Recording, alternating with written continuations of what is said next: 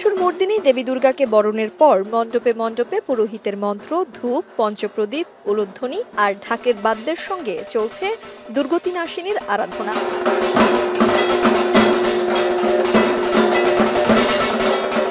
দশভুজা দেবীর দর্শন, পূজায় অংশগ্রহণ আর একে অপরের সঙ্গে শারদীয় শুভেচ্ছা বিনিময়ে চলছে মহাসপ্তমী। তিথি অনুযায়ী শুরু হয় মহাসপ্তমীর আনুষ্ঠানিকতা। একটি কলাগাছ গঙ্গার জলে স্নান করিয়ে নববধূর মতো নতুন শাড়ি পরিয়ে দেবীকে কল্পনা করা হয় ৯টি রূপে। আর এরই মধ্য দিয়ে প্রকৃতির সঙ্গে দেবীর এক চিরন্তন সম্পর্ক স্থাপন হয়। দেবীর পাশে নবপত্রিকা ঘট প্রতিস্থাপনের পর দেবীকে আসন, বস্ত্র, নৈবেদ্য, স্থানীয় পুষ্পমাল্য, চন্দন, ধূপ ও দীপ দিয়ে শুরু হয় মহাসপ্তমীর পুজো। মহাসপ্তমীর সকালে শুদ্ধাচারে ডান হাতে কুশের অগ্রভাগ নিয়ে দেবী দুর্গাকে কাজল পরানো হয়।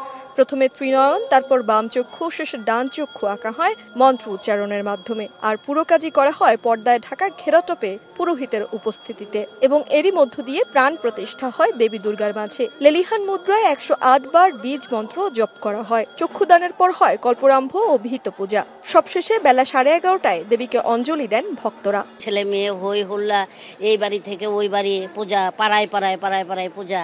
তো এই পূজা দেখতে যাইতো, খুব আনন্দ হতো। কিন্তু এখানে টাউনে পূজা হয়, কিন্তু সেই আমেজটা নাই। সপ্তমী, অষ্টমী, নবমী আমরা সকালে অঞ্জলি দিব, তারপর রাতের বেলা ঘোরাঘুরি, খাওয়া দাওয়া, এই সব কিছু মিলায়ে অনেক প্ল্যান। দেবী দুর্গার কাছে প্রথম প্রার্থনা এই বিশ্বে যেন শান্তি থাকে, যে যুদ্ধ হচ্ছে এইগুলা থেকে যেন বিশ্ব মুক্তি পায়। মায়ের কাছে আমাদের এটাই চাওয়া, দেশের এবং সবার যাতে মঙ্গল হয়, এটাই আমি ভগবানের কাছে চাই। মাকে দেখলে ভালো লাগে, ঘুরতে ভালো লাগে। সবাইকে মহাসপ্তমীর শুভেচ্ছা।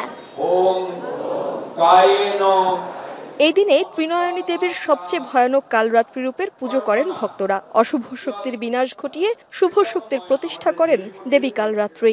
দেবী হচ্ছেন জগৎ জননী, তিনি ভগবতী, তিনি রোগ, শোক, দুঃখ, বেদনা সবকিছুর পরিত্রাতা। অতএব আজকের এই যে আরাধনা, এটি শুরু হলো, এটি পর্যায়ক্রমিকভাবেই চলবে। তিনি সারা বছর জুড়ে আমাদেরকে তার যে করুণা সেটি বর্ষণ করে থাকেন। এটি আনুষ্ঠানিক যে তার কাছে নিবেদন, সেই নিবেদনের প্রথম দিন হচ্ছে। লক্ষ্মী, সরস্বতী, গণেশ, কার্তিককে নিয়ে সপরিবারে বাবার বাড়িতে বেড়াতে এসেছেন মা দুর্গা। দশমী অবধি থাকবেন ভক্তদের মাঝে। সনাতন শাস্ত্রমতে ত্রেতা যুগে ভগবান রাম তার স্ত্রী সীতাকে উদ্ধার করতে দেবী দুর্গতিনাশিনীর অকাল বোধন করেন এবং এরপর ব্রহ্মার নির্দেশ অনুযায়ী দেবীর সাহায্য নিয়েই তিনি তার স্ত্রী সীতাকে উদ্ধার করেছিলেন রাবণ বধ করে। এরই পরিপ্রেক্ষিতে দেবীর আগমনের এই সময়ে পালিত হয় শারদীয় দুর্গোৎসব। হিন্দু ধর্মাবলম্বীরা বিশ্বাস করেন এ সময় দেবী দুর্গতিনাশিনী জাগ্রত অবস্থায় তাদেরই মাঝে অবস্থান করেন এবং শোনেন তাদের সকল প্রার্থনা। রাজধানীর ঢাকেশ্বরী জাতীয় মন্দির থেকে তানজিলা খান মিম, এখন ঢাকা।